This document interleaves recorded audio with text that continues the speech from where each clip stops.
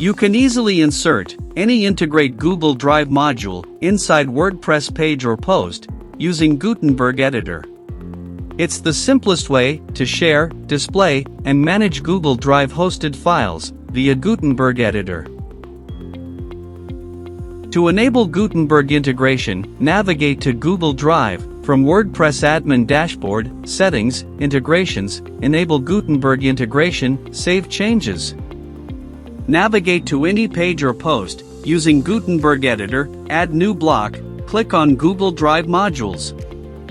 You can insert previously created modules or create a new one from scratch.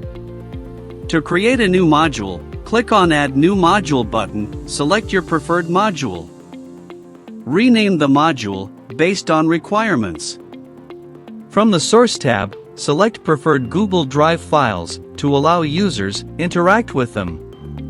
From the Filter tab, configure file visibility based on extensions, names, and others. Switch to the other tabs to configure additional settings for this module.